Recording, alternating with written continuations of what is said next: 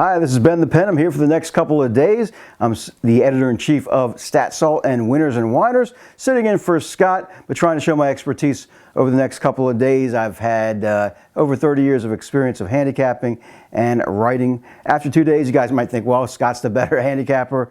Hopefully I go 6-0. If not 0-6, I know you'll be yearning for Scott. Just hopefully you guys had a great time picking winners over this past weekend in football. I split with the Rams and the Chiefs. Super Bowl looks like it's going to be a really good one. Started off with the Rams as a slight favorite. Now Patriots are 2.5-point favorites. Check out our site at winnersandwhiners.com and StatSalt for more extensive coverage. We'll also have prop bets available later. Anyway, let's start out in the first of my deep three picks. Charlotte takes on Memphis from the FedEx Forum in the NBA. The total is 210.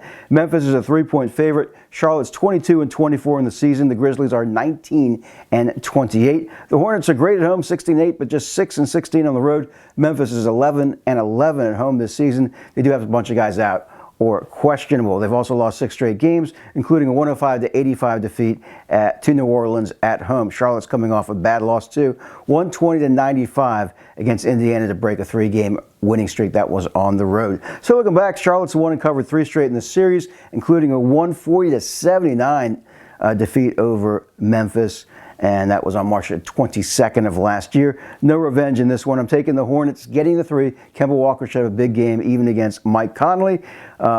Charlotte did beat the Spurs on the road last week, so they have some decent road wins. Memphis is just a terrible cover team. They're just 6-20 against the spread their last 26 overall, and they're 1-8 against the spread their last 9 home games, 1-9 against the spread their last 10 versus the Eastern Conference. Take a lean on the under. Memphis has scored 90 or less in 2 straight games, and the Hornets have gone under in 4 of 5 games. The Grizzlies are 6-1 under in their last 7 after an ATS loss, 5-1 under their last 6.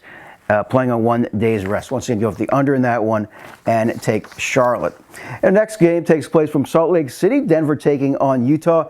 Denver, second best record in the West at 31-14. Utah, 26-22. That game at 10:30 Eastern Time on Wednesday. Denver won the first game of the series in November, 103-88. They won and covered 3 straight against the Jazz. The total is 215. Utah is the 3-point favorite.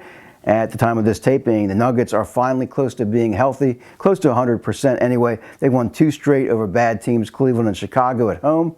That came after they were smoked by Golden State, 142-111 on January the 15th. Denver's always struggled on the road, but this year they're not bad at 11-10. Utah's won. They had won 6 straight before losing to Portland on Monday.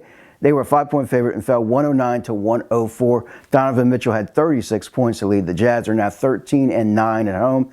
The Jazz are not going to win many shootouts. They rank 3rd in the NBA in points allowed at just 105 per game, but they rank near the bottom in most offensive categories. It's a great matchup of big men. Rudy Gobert against Nikola Jokic, who leads Denver in points, rebounds, assists, and steals. But I'm going to take Denver in this one. They're the better team. The Jazz had won 6 straight, but they were against the dregs of Cleveland, Detroit, Chicago. The Lakers and Orlando did beat Clippers on the road.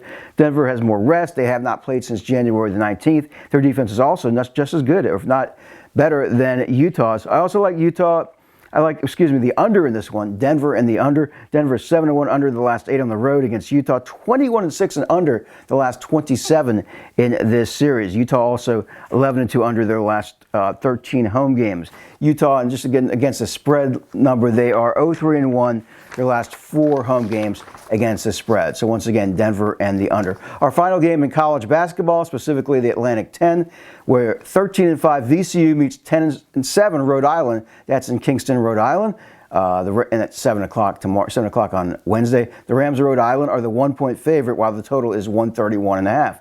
The VCU Rams have won 2 straight over UMass and Dayton, 6 of their last 7. They sit at 4-1 the Atlantic 10. They are 2-3 on the road. VCU also they're all about defense and full court pressure. They allow just 62.6 points per game and on a 37.5% shooting. So they're one of the best defensive teams in the country. Rhode Island's won 2 straight, 3 of their last 4. They took care of LaSalle on the road and St. Bonaventure. The Rams are 5-2 at home this season, 3-3 on the road. They're pretty good defensively as well, holding teams to just 66.4 points per game and 40.9% shooting from the field.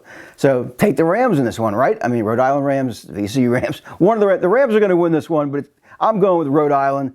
they won and covered 4 straight in this series, which is kind of surprising when you think about it. The favorite in this series is 7-0 against the spread the last 7. Also take the under as well. The under is 5-2-1 the last 7 in this series, and VCU is 5-1 and 5-1 under, in their last 6 road games. So to recap, go with Rhode Island and the under, Charlotte and the under, and Denver in the under. Good luck, guys, and take this one to the bank.